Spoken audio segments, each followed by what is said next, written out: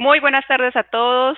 Ya nuestra última sesión en este día, Jornadas Ágiles Colombia, edición virtual. El día de hoy nos encontramos con Ros Muñoz. Ella nos acompaña desde México. Ros nos va a mostrar una mirada integral sobre las historias de usuario más allá del formato de como usuario, yo deseo y así que nos va a mostrar unas historias de horror sobre las historias de usuario. Bienvenida, Ros. Gracias, Raquel. Hola, ¿qué tal todos? ¿Cómo están? Bueno, yo soy Rox, tengo 9 años de experiencia en la agilidad y eso me ha dado muchísimas historias de terror que vengo hoy a compartir con ustedes. Comencé yo de developer y me fui preguntando cómo hacer mejor software. Cuando encontré la agilidad, pues me convertí en tester y después en Scrum Master, Agile Coach, etcétera. Entonces, estas historias de terror van muy relacionadas con esas luchas que me han tocado vivir desde diferentes frentes, ¿no? Y que ahora ya, a tantos años después, me siento capacitada para enfrentar, ¿no? Entonces, me gustaría que me contaran si alguien más tiene historias de terror, como cuál, en lo que voy preparando aquí el escenario. Cuéntenme en el chat. Estoy viendo en otra computadora el Milton, Andrés, hola.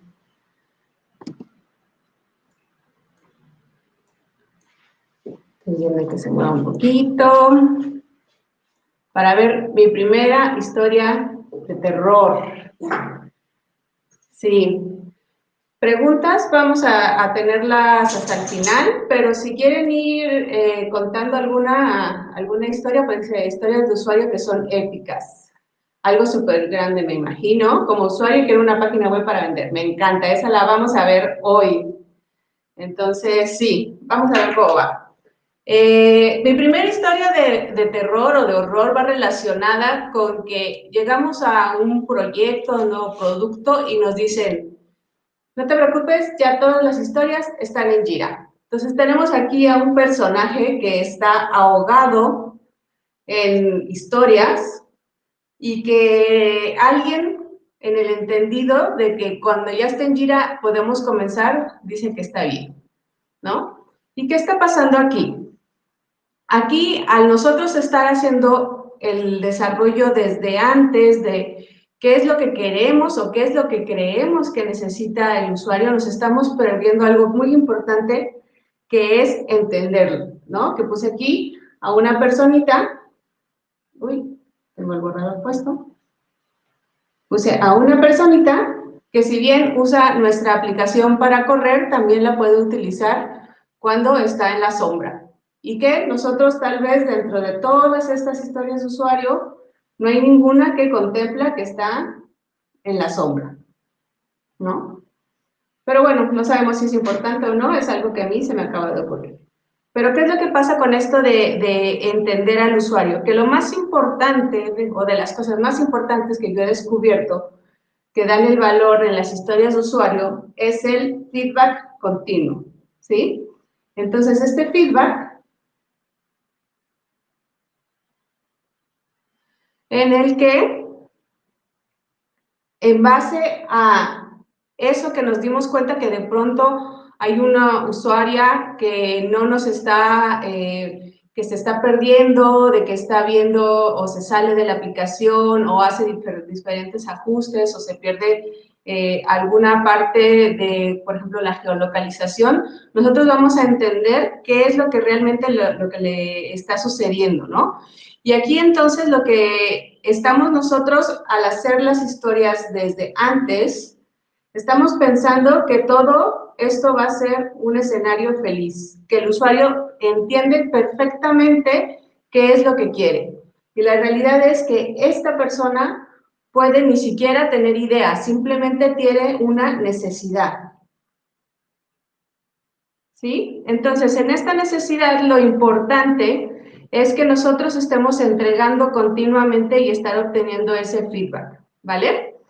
Y desde la mañana ya empezamos a ver un concepto muy importante con este SUPA que nos hablaba de cuál es el valor, cuál es el impacto que estamos teniendo. Entonces, me voy a mover un poquito para acá. Perfecto. El valor. Tengo que estar haciendo maniobras entre dos, pero no pasa nada. El valor, que también nosotros le llamamos esos nombres fancy, outcome. ¿Por qué? Porque es el impacto que estamos teniendo en el mundo al estar entregando. Ahí nos está viendo, ahí ya se ve, perfecto. Ese impacto es realmente el que nosotros tenemos que comenzar a vivir, a medir también, perdón. Primero a conocerlo y después a medir. Porque, ¿qué es lo que pasa? Que si nosotros en vez de valor ponemos el título de entregas o funcionalidades, ¿sí? Vamos a pensar que estamos avanzando, y puede ser cierto, estamos avanzando, estamos haciendo cosas, estamos, digamos, teniendo una línea así de funcionalidades que estamos entregando. Sin embargo, eso no le da ningún sentido a nuestro usuario. Y no le da ningún sentido porque tal vez algo que nosotros entregamos y que lo hicimos súper bien, con una gran excelencia técnica, le da cero valor. Vamos a ser un poquito buenos. Muy poquitito. ¿Sí? Entonces ahí nosotros tendríamos que tener bien una métrica, una reflexión de qué es lo que es realmente valioso.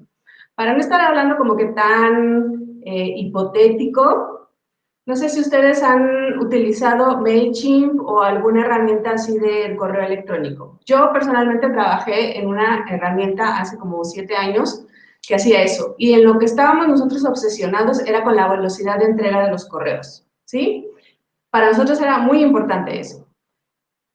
Y después me di cuenta, ya ahora como usuaria, por ejemplo, de una herramienta así, que para mí no es importante esa velocidad de entrega, ¿sí? Para mí es importante que contacte y que mi mensaje llegue exitosamente a mi usuario final, de que me abran el correo y si me lo abren, que me dé yo a entender, ¿sí?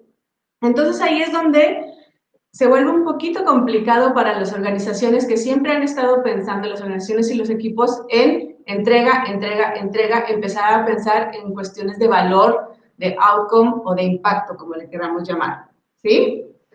¿Qué es lo que entonces está pasando aquí?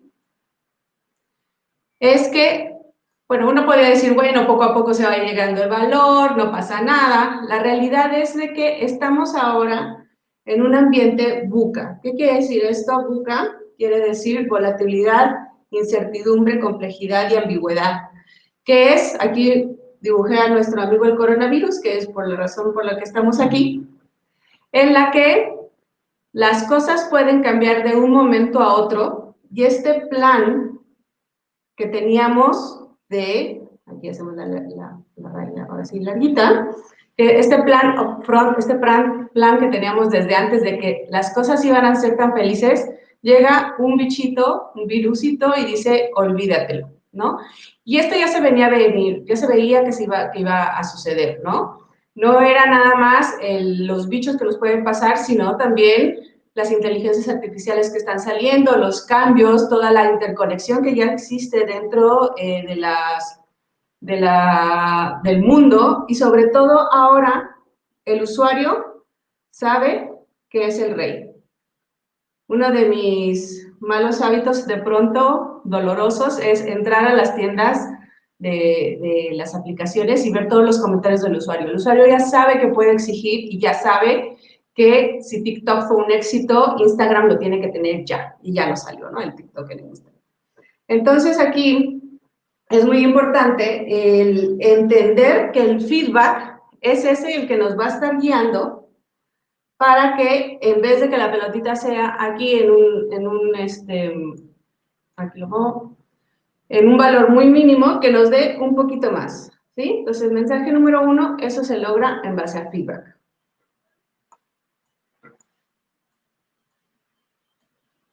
La segunda, y no por eso menos importante, es que me ha pasado es que 6 meses después hay alguien dentro del equipo que dice, ahora entiendo de qué va, ¿sí? ¿Por qué? Porque de tan separada o de esa mentalidad de que decimos, es que bueno, a la gente le tienes que decir qué es lo que tiene que hacer y ya, partimos o hacemos historias de usuario upfront y demasiadas, y hasta que junta a alguien las piezas de rompecabezas, porque pasó ya el tiempo, tienes todo el cuadro completo de que de esto se trataba la aplicación, ¿no?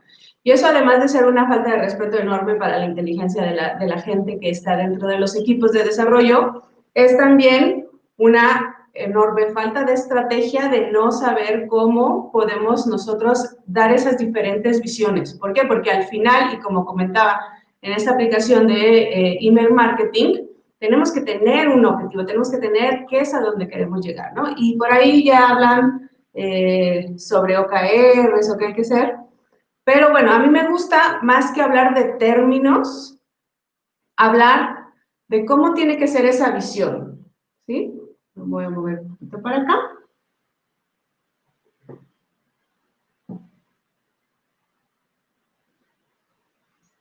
Bien, esa visión, vamos a ponerle otro colorcito.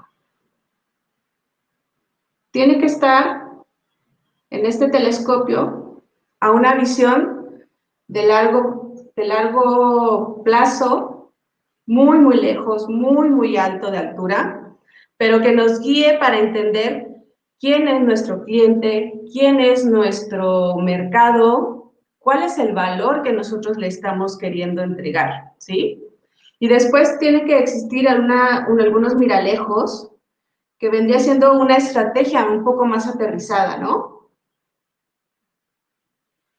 Esa estrategia, ahora sí, OKRs, Hoshin Plan, KPIs, ¿cuál es lo que nos va a guiar? Nos va a dar como que ese norte, esa brújula para saber cómo vamos a desmenuzar y cómo vamos a impactar a ese cliente de una manera un poquito más específica. Y digo un poquito porque sigue siendo de alta altura, ¿sí? Esa estrategia.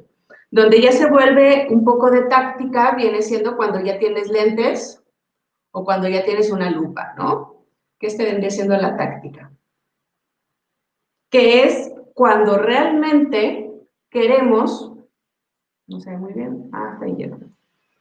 Cuando realmente queremos el día a día, cuando realmente queremos es qué es la siguiente pelotita que nosotros vamos a ver en nuestra gráfica de valor. ¿Cuál va a ser esa entrega? ¿No? Entonces aquí, en estas diferentes lentes, lo que vamos a tener ahora sí son herramientas que podemos estar utilizando y que se pueden convivir entre todas y que son información viva, ¿no? Y es una información sobre todo para el equipo, para ir entendiendo cómo ellos se organizan y cuál es el impacto que tiene que dar hacia el cliente. Tengo, por ejemplo, aquí el User Story Mapping, que para mí es una de las herramientas favoritas, porque aquí ponemos los goal, lo puse en inglés, perdón, que es el objetivo, ¿no? ¿Cuáles son los objetivos que nos hacen llegar a ese valor del cliente? Siguen siendo, si se fijan, en español, en negocio. Y después vamos a tener cuál es esa experiencia. Uy, déjame ver. ¿Se ve? Sí. ¿Cuál es esa experiencia que nosotros le queremos dar a nuestro usuario? Y ya después podemos ir detallando cada una de las partes de la experiencia. ¿Qué vendrían siendo estas partes en amarillo? ¿No? Ahí todavía sigue siendo a nivel épica, como ya le llamaron acá un término, que quiere decir que siguen siendo funcionalidades o cosas por hacer que aún siguen siendo más grandes.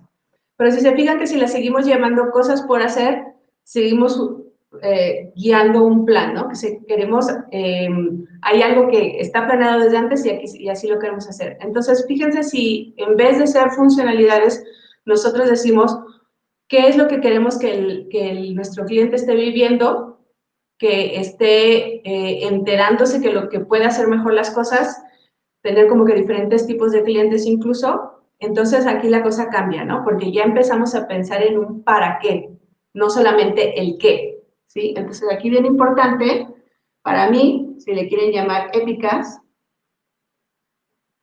un para qué es bien, bien crítico. ¿Qué es lo que sucede entonces con este tipo de estrategia? Que también la podemos... Uy, se me olvida mover aquí de pronto. Ya. La podemos estar visualizando en una herramienta que también podría ser como el EcoCycle. Esta es una estructura liberadora donde también lo que me gusta mucho es una manera de reflexionar sobre lo que el valor que ya estamos dando, y tiene dos trampas que son muy importantes, que es la de la pobreza y la de la rigidez, que para mí ayuda mucho al equipo a reflexionar no solamente en el para qué, sino también aquí ya empezamos a ver cuáles son nuestras falencias. ¿Qué no termina de nacer y por qué? De pronto hay features o hay cosas que tenemos que hacer dentro de las aplicaciones que no podemos por falta de información, por falta de capacidad, por falta de ownership. Entonces hay un montón de cosas que están por nacer, como dice aquí gestación, y nunca van a nacer, nunca van a dar la luz si seguimos en esas trampas de la pobreza. Y ojo, una de las trampas puede ser la deuda técnica. Y hay otra trampa que es la de la rigidez. En esta trampa nos vamos a preguntar si lo que ya hicimos y que incluso es exitoso, lo tenemos que destruir, ¿no? Porque, bueno, nació, empezó a ser maduro y a lo mejor aquí nos empezó a dar dinerito, empezamos a tener clientes contentos, empezamos a tener interacciones en la red bien interesantes, pero resulta que, pues también tenemos que hacer una destrucción creativa, reinventarnos, ¿vale? Y esto entonces lo que va a hacer es que el impacto con estas reflexiones podamos nosotros entender mejor cuál es ese valor y encauzar mejor en que cada brinquito, el brinco de valor sea así y el brinco de funcionalidades, lo voy a poner como por aquí, tal vez sea así. Porque lo que queremos es hacer el mínimo de funcionalidades con un valor más grande. Y como ejemplo, les tengo otra vez en esta aplicación de email marketing, bueno, correos. Yo tengo una que se llama ConvertKit y que se preocupa porque yo entienda cómo me tengo que comunicar con mis clientes. Y me saca webinars y la verdad los hace muy bien, y en el que además de email marketing me explica cosas de cómo utilizar las redes sociales, que no es un negocio. Por ejemplo, es como le están haciendo publicidad en Instagram, pues tal vez, ¿no? Pero es que ellos quieren que uno tenga una experiencia completa, uno sabe que va a utilizar, ellos saben que voy a utilizar las redes. Entonces ese webinar, aquí se me olvidó mover, perfecto. Ese webinar está en estas rayitas azules que realmente el equipo se tardó nada en hacerlo, ¿no? O sea, le puso la plataforma de webinar y consiguió quién. Pero el impacto es altísimo, ¿sí? Entonces esa es otra de las triste historia de no sé ni de qué va a sé de qué va y empiezo a aportar, y no solamente software. Y por ahí ya salió una, ¿no? Que hablan actividades, historias, éticas. Bueno, que dice, pues ya solo nos falta unir el back y el front. Para mí esta es personalmente una de las más dolorosas que tengo, que me ha sucedido. ¿Por qué? Porque pasamos como 3 meses desarrollando el back y el front por separado, y cuando intentamos juntarlo, realmente esto nunca se dio. Si se fijan aquí, las piezas del rompecabezas no encajan, ¿no? Y uno va a pensar, ¿pero por qué no encajan si la historia de usuario era igual? ¿No? La historia de usuario hablaba de lo mismo. Pero la realidad es que tenemos las historias de usuario completamente mal. ¿Por qué? Porque en este para qué realmente hablábamos de que quiero tener un endpoint, por ejemplo, para que mi amigo de frontend o mi amiga de frontend la pueda utilizar. Y esa historia de usuario está totalmente mal. No podemos estar desarrollando historias de usuario en función a lo que necesita alguien dentro del equipo, o lo que necesita el equipo, o lo que necesita la organización. esas historias de usuario no te van a aportar ningún valor, no entran dentro de la gráfica que les he estado mostrando, ¿sí? Entonces vamos a borrar eso del endpoint porque dijimos, eso no lo queremos, ¿sí? Y mejor le vamos a poner aquí cuál es el valor al usuario que queremos dar. ¿Bien? Entonces, ¿cómo realmente eso va a ocurrir? Y mucho del día de hoy en el Ágiles Colombia te han hablado de eso, que va a ser relacionado con la famosa rebanada completa. Para mí una rebanada completa en software es aquella que tiene front, que tiene back, si necesita base de datos, si necesita, no sé, la ayuda, tiene la ayuda, ¿no? En alguna CMS o alguna plataforma. ¿Por qué? Porque solamente cuando nosotros entregamos una rebanada completa, vamos a poder entonces tener este valor, ¿sí? Entonces, ¿qué pasa si yo aquí solo entrego el backend? Pues a lo mejor ya alguien está feliz dentro de la organización, dentro del equipo, pero el valor es cero, ¿no? Incluso yo le pondría incluso hacia abajo porque el cliente ya está expectante de que le entregaste algo súper bueno y de repente no entregas nada. Ante ellos no se ve que solo backend, solo APIs sean una entrega, ¿sí? Por eso es que también mi recomendación es siempre que el equipo y la organización tenga claro cuál es ese valor y cómo lo está midiendo y no preocuparse y ni siquiera poner, ahí sí soy como que muy extrema, lo siento, métricas de funcionamiento del equipo. ¿Qué quiere decir eso? De cuántas funcionalidades estoy entregándole, que los user story points, que tampoco me gusta mucho, pero ninguna de esas. ¿Por qué? Porque solamente vas a ir más rápido, pero ¿hacia dónde? ¿Vas a ser más rápido o vas a ser menos rápido o como sea? Vas a tener un performance, pero ¿a dónde es donde quieres llegar? ¿Sí? Entonces, regreso mucho a esto del valor, soy como que bastante latosa, porque esto es lo que hace que el equipo de desarrollo, las personas involucradas entiendan por qué tenemos que hacer esta práctica que se llama User Story Slicing, que lamentablemente no vi dentro del temario de hoy, y a mí se me hace una de las prácticas clave para después poder implementar incluso ya automatizaciones, etcétera. Bueno, sobre todo por la entrega de valor que te está dando. En muy rápidas palabras, el User Story Slicing lo que te dicen es, debes de cortar las cosas más pequeñitos, pero tienes que seguir entregando la rebanada, la rebanada completa. No se corta, o sea, obviamente le puedes poner actividades, pero ese es un detalle y es una decisión táctica que toma el equipo si lo van a detallar en actividades, ¿no? Detallar desde programar un endpoint, que el diseño de UX no sé qué, ¿sí? Esas son actividades, esa no es un slicing. El slicing está todavía más arriba porque es como está aquí en verde toda la rebanada completa. Vamos a regresar aquí un poquito. ¿Vale? Entonces, en este slicing, y que son diferentes patrones y técnicas, lo que yo enseño a los equipos es a comunicarse. A que si se tiene una capa de front y otra de back, por simplificar mucho la arquitectura, back, cuando están desarrollándolo, se diga y se dialogue desde antes cómo lo van a hacer. E incluso aquí pueden estar haciendo pair programming, que algo ya nos hablaban en la mañana. Y si se fijan aquí, ya estamos hablando de otro factor humano que es la comunicación, ¿sí? Tienen que ponerse de acuerdo cómo van a atacar las cosas juntos para después tal vez aquí ponerle un mock, ponerle un dummy, algo que simula que existe esa conexión y que puedan seguir ellos avanzando y que lo junten pero en un tiempo muy razonable, no en 6 meses después o lo que sea, ¿no? 3 meses después, como a mí me pasó.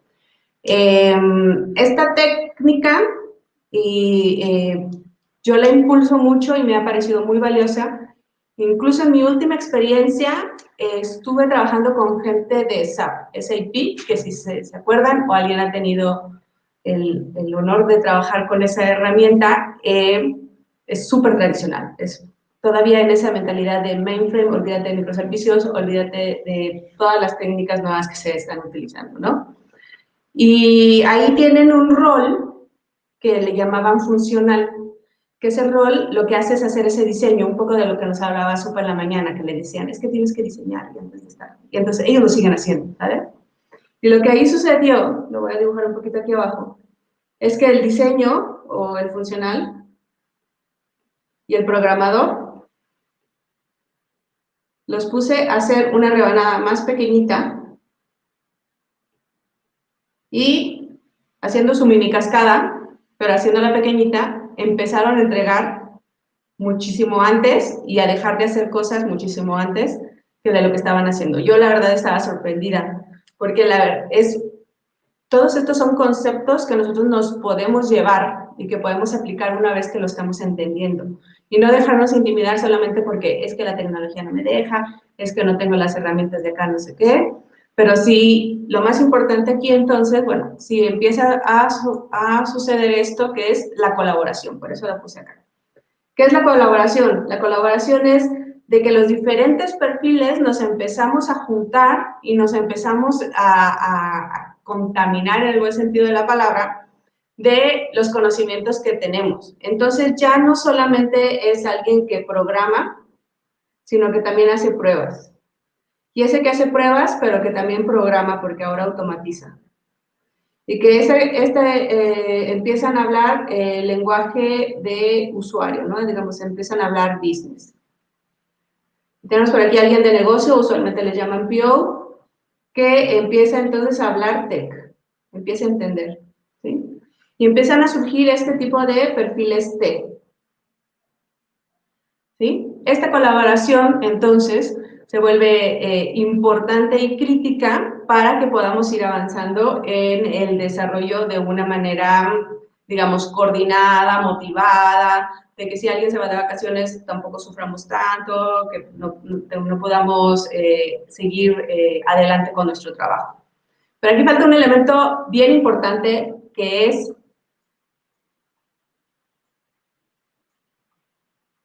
la parte técnica, ¿no? Que es de lo que va todo este día. Y yo la simplifiqué en DevOps nada más, pero ya saben, todo lo que ha pasado hoy, todo eso se tiene que hacer.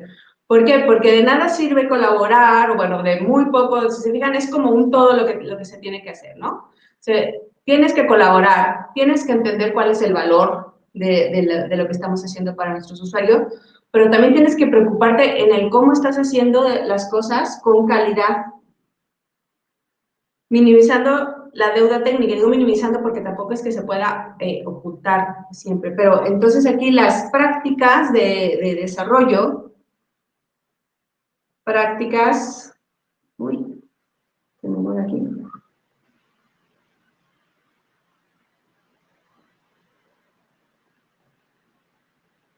Prácticas de desarrollo como cuáles ya hemos visto hoy en la mañana. Pair programming, integración continua, entrega continua, test automatizados, calidad de código mediante verificaciones automatizadas, tal vez algunos para alguna cosa bien específica, previsiones de código, etcétera, ¿no? Entonces, estas prácticas de desarrollo lo que te van a hacer es que tú tengas un software mantenible.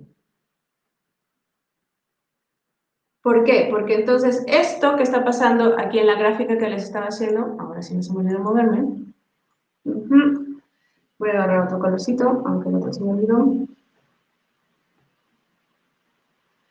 Sin prácticas de desarrollo, prácticas de calidad, prácticas enfocadas a que no nos cueste modificar el producto, porque, ojo, una de las grandes ventajas del software contra otro tipo de productos es su alta maleabilidad, que lo podemos estar modificando. Entonces, si nosotros para entregar valor, digamos que queremos entregar algo por aquí, resulta que antes tenemos que arreglar un montón de test que no estaban funcionando y que se quedaron por ahí, no vamos a poder entregar. Esto no va a ocurrir. ¿Sí? Entonces, lo que necesitamos para seguir entregando este impacto es tener todas estas prácticas de ingeniería que han visto hoy y seguir modificando el software de acuerdo al feedback que tenemos y al valor que está sucediendo dentro de nuestros usuarios. Y el explicarlo de una manera simple, el que, como decían también en la charla de la mañana, nuestro amigo Dan Colombia, el que el liderazgo, el que la estrategia entienda lo crítico de esto, es vital para que el equipo pueda seguir invirtiendo y pueda haber una inversión de conocimientos en cuáles son esas prácticas de desarrollo, cuál es hacia donde nosotros queremos llegar y a las que debemos de tener para tener un software mantenible. ¿Vale? Voy a quitar ese tacho que se ve bastante feo y me molesta. Bien. Bueno, entonces, en resumen. Me faltó una. Estoy queriendo hacer resumen. Y por ahí alguien lo comentó y que les decía la historia de usuario, pero que también le ponen ahí, por ejemplo, le puse aquí el circulito que es la historia de usuario y el monito así todo feo que es el criterio de aceptación, que el criterio de aceptación es como otra cosita que le agregamos más a las historias de usuario, pero simplemente es un acuerdo interno. Es un acuerdo interno de que, pues, creemos que el usuario lo que busca es esto, cómo se ve, ¿no? El objetivo es sacar el valor que estamos buscando, pero eso cómo se ve, digamos, ya en la aplicación o en el sistema que estamos haciendo. De pronto, en el criterio de aceptación nos meten un gol, que es, y que funcione la app. Estamos haciendo una historia sobre alguna cosa que está en la computadora, pues, y que también funcione en la app. Eso es otra historia, eso es otra cosa por hacer, ¿no? O sea, no podemos dejar que dentro de los criterios de aceptación nos metan gol y lo hagan más grande de lo que es.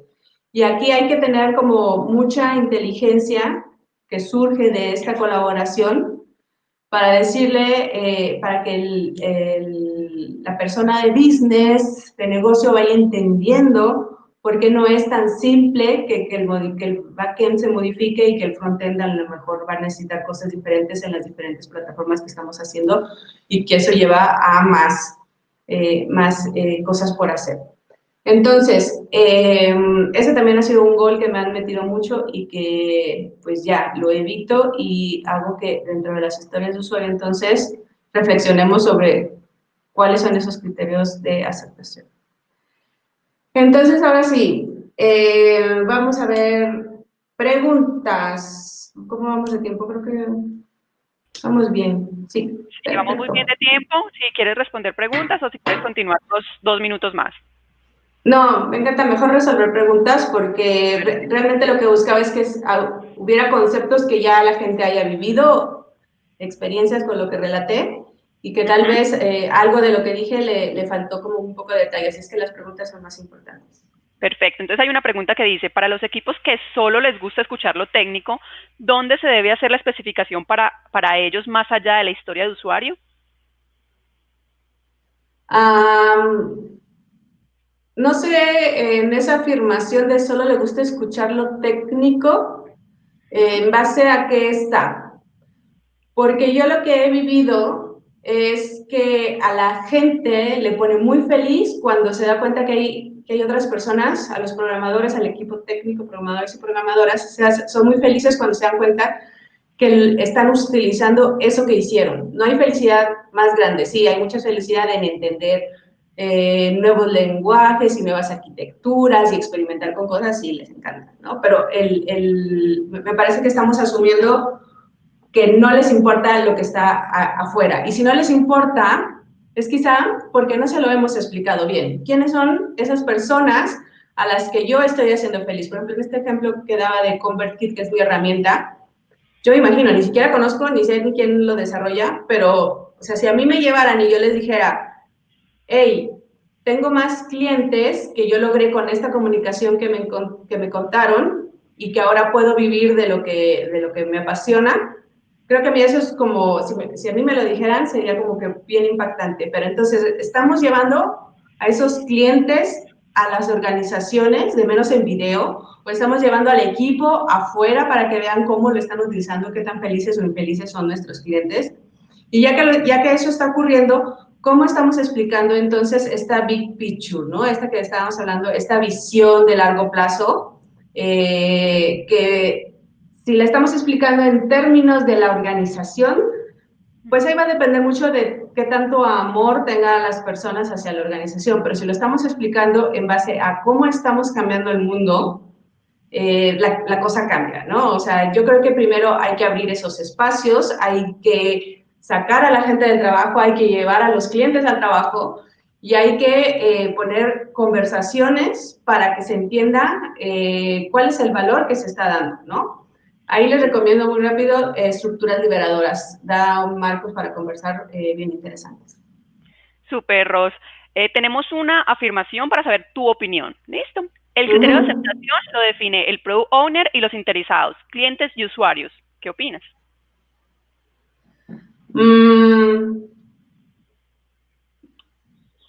Mira,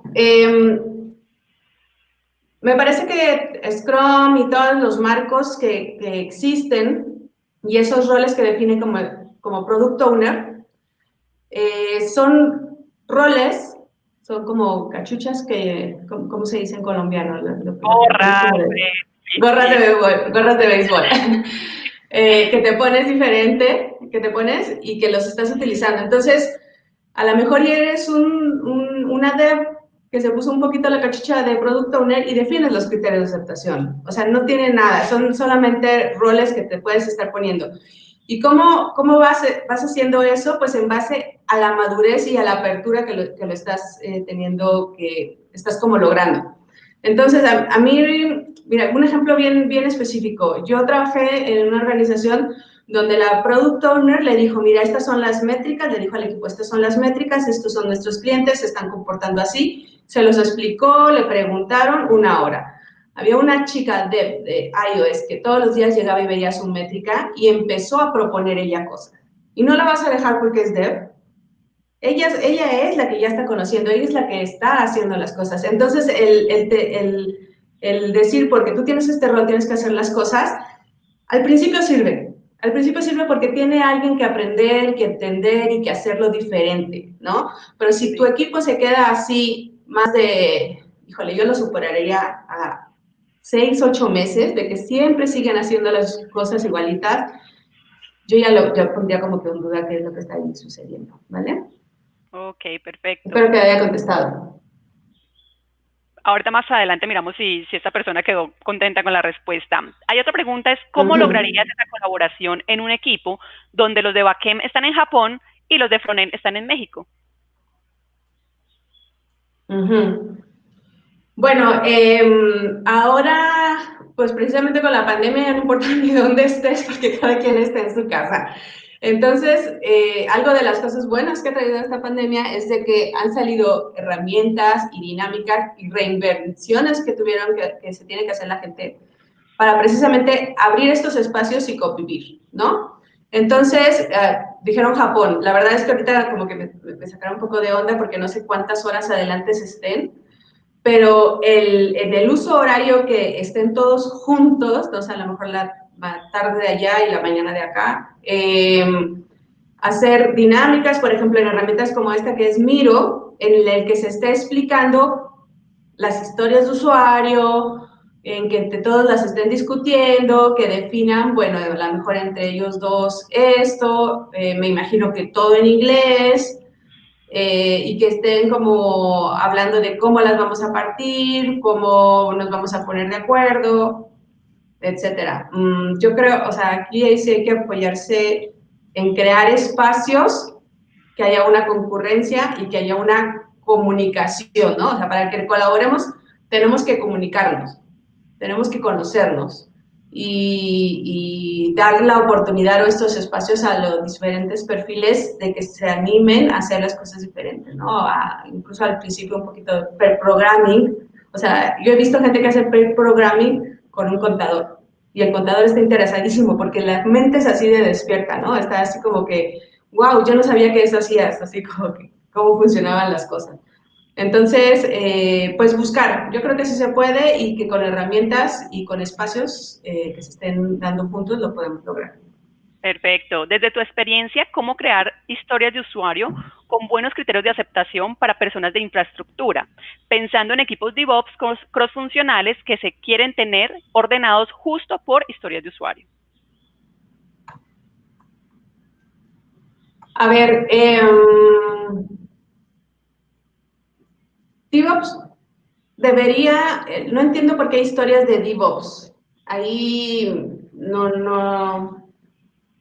sé, o sea, porque, ¿qué es lo que sucede? Que, bueno, vamos a suponer que el DevOps, una de las cosas que hay que hacer, poner la infraestructura de los pipelines, ¿no? Entonces, va a comenzar un nuevo proyecto de la nada, que es como raro a veces que ocurre, pero bueno, ocurre, y hay alguien que los pone, pero si eso solo lo pone y se lo da al equipo, ¿qué es lo que pasa? Lo mismo que pasaba antes con el testing, solamente llego y hago cosas, ¿no? Ese DevOps es un conocimiento que tiene que estar dentro del equipo. Entonces, la persona que ya sabe eso y que lo tiene automatizado o que tiene que dar como que los conceptos, tiene que vivir también dentro del equipo. Y si nos tenemos que empezar a empujar a dejar de ser áreas clientes, ¿sí? En áreas clientes me refiero a que mis resultados son tu input para que hagas otra cosa. Entonces, en este cambio cultural hacia DevOps, es bueno, si tal vez es un equipo que sabe cosas y que tiene que hacer, que está muy especializado, pero también tiene que vivir dentro de equipos de desarrollo de producto que dan valor, ¿no? Y entonces es ahí en donde otra vez se vuelve, pues, que retan la forma en la que estamos organizados porque creemos que la especialización, por ejemplo, en DevOps, ¿no? O infraestructura, como le llamaste, es como ventajosa. Y la realidad es que estoy haciendo que alguien más dependa de mí y eso va a hacer que esta entrega, a ver si te la tengo, pues se retrase muchísimo, ¿no? O sea, aquí en el tiempo va a pasar y va a pasar y va a pasar. Ya no escribe, quién sabe qué hizo. Y no, se está conectando. Va a pasar el tiempo y no vamos a entregar valor porque alguien está dependiendo de mi trabajo. Entonces, no sé si contesté por ahí porque como que creo que no entendí muy bien, pero si no, díganme otra vez la pregunta. Listo, básicamente la persona me imagino que se refería a historias de usuario que van directamente a infraestructura por equipos de DevOps que están atendiendo esas necesidades. Sin embargo, te entiendo, parafraseando un poco lo que decías, es las historias deben estar muy en función al producto, en función al usuario final, no a tecnicismos o a los equipos técnicos al interior. DevOps se convertiría en una tarea dentro de esa historia de usuario. Si más o menos te logré tomar la idea. Claro, o sea, incluso yo le llamaría historias de usuario si se va a invertir tiempo en armar infraestructura que se necesita, pues es tiempo que lo estamos haciendo, ¿no? Así, o sea, no tenemos por qué casarlo con historia o con algo, estamos como construyendo las bases para que nosotros nos podamos poner a desarrollar, pero estamos todos juntos haciéndolo, es a lo que iba, que hubiera una cooperación, que hubiera ahí devs que estuvieran entendiendo qué es lo que está pasando. Y ya tal vez algunos experimentos o algunas pequeñas cosas que no salen al mundo, sino que salen a otro ambiente, un stage diferente, entonces podría ser. Listo. Una última pregunta a todos los participantes. Ya tenemos solamente un minuto para terminar y vernos en la Sala Colombia para despedirnos. Tenemos, en tu experiencia, ¿qué características debe tener unos buenos criterios de aceptación? Bueno, aquí fue, qué linda pregunta porque me los brinqué por tiempo y hay una forma de hacer los criterios de aceptación que es, a ver si puedo tomar otra vez el lápiz aquí, BDD, ¿no? Behavior Drive Development, que aquí te pone así como el cómo quiero para, te dice given, given, when, y se me olvidó la otra, perdónenme. ¿Y qué pasa que aquí, que tú estás definiendo bien detallado? ¿Cuál? ¿Den? Sí. Given, then, when. Ajá. Pero esto, lo que tiene de lindo es que se automatiza. Entonces, al tenerlo automatizado, basta tener una documentación viva. Para mí es, uy, no la moví, miren, estoy aquí escribiendo y no la subí. Si no vemos tu pantalla. Ya vi aquí. Ahora sí. Aquí las puse, ahí está. Entonces está el criterio de aceptación, que lo podemos hacer con BDD, lo podemos automatizar. Y ahí lo que entonces tú vas a empezar a notar es que si tienes demasiados criterios de automatización, de aceptación, es una historia que ya es muy grande. Si tienes criterios de aceptación en que no sabes el given, que son esas condiciones, o que el then no te queda muy claro, son criterios de aceptación que les falta definición, ¿no? Cualquier cosa que te haga ruido de esto es como ese síntoma de que las cosas no están yendo tan bien dentro de tu historia y de tus criterios de aceptación y que muy probablemente sea más grande o te falta información para ya ponerte a programar. Entonces, ¿qué haces ahí? ¿No? Podemos hacer la historia mucho más pequeña, que es ahí ya ocurre un slicing, porque hay criterios de aceptación que no se pueden hacer y solo vamos a entregar, me imagino, por ejemplo, es algo súper básico, pero de una funcionalidad tenía 5 validaciones y 8 verificaciones. Entonces solo vamos a entregar las validaciones porque las verificaciones no nos quedan claras, ¿no? Y hay alguien que la está revisando, etcétera. Entonces, a mí así me gusta impulsarlos y ya después que cada quien lo tenga a su sabor de cómo lo hace, pero la automatización, para mí, automatización de esa documentación viva es una de los sueños que para mí siempre ha sido, pero bueno. No, muchísimas gracias, Ros, por compartir tu conocimiento con nosotros, por este espacio. A todos los participantes nos vemos en Sala Colombia para despedirnos de estas jornadas Ágiles Colombia en versión digital. Muchísimas gracias a todos. Gracias a todos por venir y muchas gracias a ti y a todos los organizadores, Raquel. Con gusto, hasta luego. Chao.